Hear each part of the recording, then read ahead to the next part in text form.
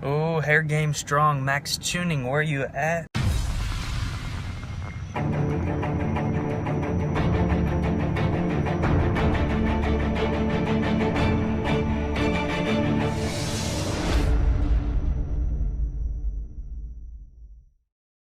Anyways, we're about to head into the gym for a leg day. Now, people who have been watching the channel for a while know that deadlifts have been giving me problems. Now, it's not so much a strength issue as it is a form and a technique issue.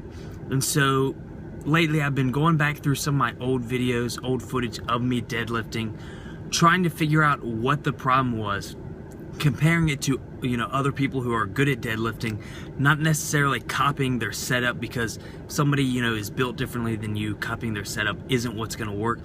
Basically, I was looking at the biomechanics of the lift, comparing it to what I was doing, trying to figure out what I was doing wrong and how I can fix it. Now, I'm going to show some footage on the screen along with footage from today, and I will talk to you guys in the gym. So I was very disappointed at how this session went. I was hoping to have, kind of an aha moment to bring you guys, a fix that, the fix I made to my deadlift to make it all of a sudden stronger. Because this was on Wednesday and the previous leg workout on Saturday went very well as far as deadlifts go. The form felt strong. I actually felt like I was able to apply force to the bar throughout the entire range of motion, and it just felt like I was finally getting it down. But today was not the case. They felt bad and they looked bad. But we can still gather information from this on how to improve, and hopefully this can help some of you with similar problems as well. So the first thing we're going to do is actually replay that same set and actually look at the positioning throughout the lift. So if we take a look at the starting position, it's actually not a bad starting position, although it could use a little tweaking. The thing that you want to look at as far as starting position goes is your shoulder joint in relation to the bar. So I've marked the shoulder joint and the bar with the red dots, and as you can see, it is not quite a straight line. Ideally, we would like the shoulder joint directly over the bar, but let's see what happens when I break the bar off the ground. So if we notice, as I break the bar off the ground, that angle actually increases, putting me at a even worse position. So this position is going to cause a couple different things to happen. The first one is that the angle at which my arm is in is putting a lot of unneeded stress onto my upper back. I'm basically in an isometric straight arm lat pull down hold based on the angle. And then the two things that happen because of this are going to be that my knees lock out way before the bar actually starts moving upwards, and this is because of this angle, my quads are not able to apply the force they're generating to the bar, so they just lock out without any upward movement. The second thing is going to be my back starts to round, not because I have a weak back, but because my body is trying to compensate and bring those points closer together by rounding my back. So for people whose back tends to round during their deadlift, it may be because it's weak, or it may be because it's your body's natural way of trying to put you in a stronger position. The second mistake that I've made was not taking into account my body leverages. Now, I'm built more to squat. I have, in relation to my own body, short femurs, a long torso, and short arms. So these are great leverages to squat, but terrible leverages to deadlift. And so when I would go to the internet to look for help and watch videos on how to deadlift, the people giving these tutorials are great at deadlifting, and a lot of them are great at deadlifting because they are built to deadlift. And they have proportions and leverages that are totally opposite of mine. So when I would try to follow their advice, copy their form, their biomechanics, it wouldn't work for my build. So in order for me to master the deadlift, I have to master it based on my own leverages, my own limb lengths, and find what works for me. So what I have done is I have measured my femurs, torso, arms, and tibias, just so we can get an idea of what my leverages are and then build my perfect technique based on those numbers. So the first step is we're going to go ahead and put the arm down. That is what the white line is.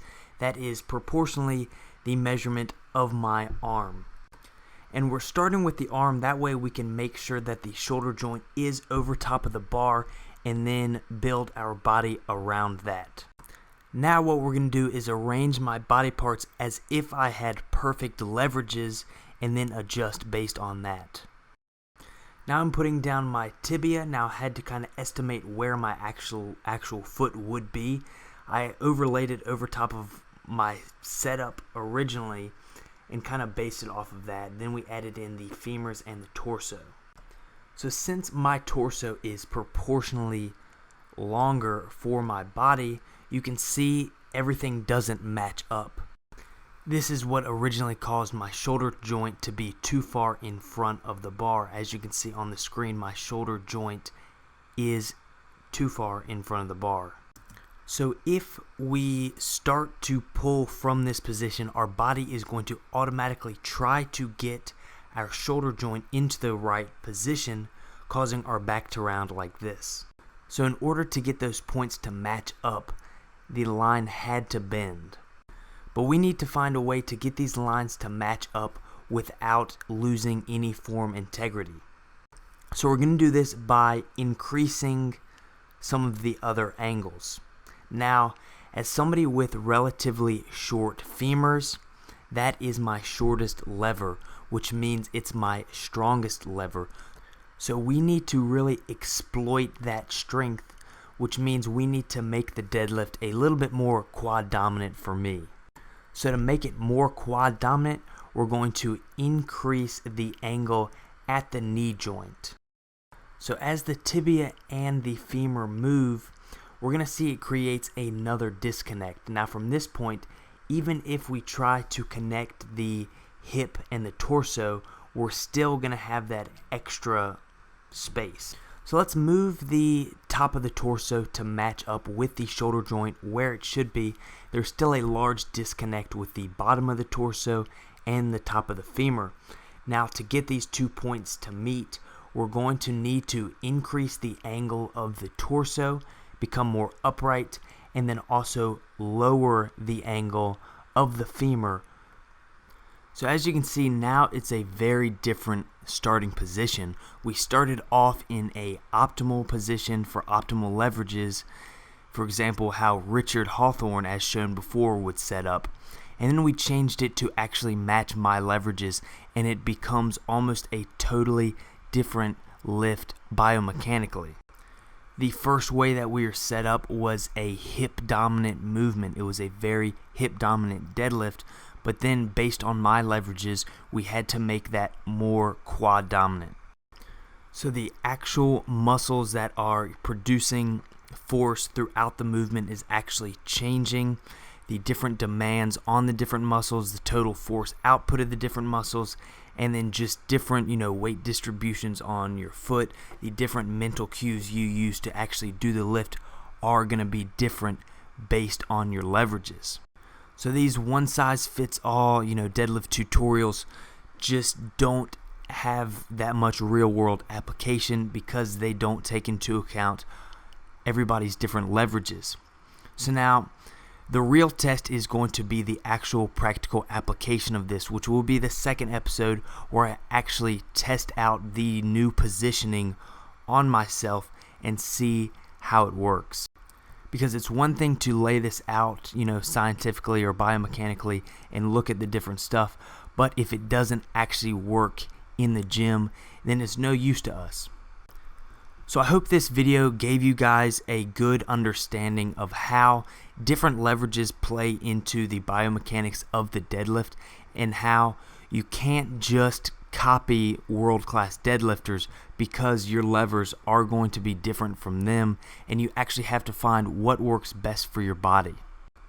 If you enjoyed this video, found it helpful, entertaining, interesting, whatever, and you would like to see the second episode, go ahead, hit that thumbs up button, and don't forget to subscribe. That way you'll be notified when I upload that second video. Should be out next week. But once again, I hope you guys found this informative, and I appreciate you guys watching. Until next time, thanks for watching, and have a great day.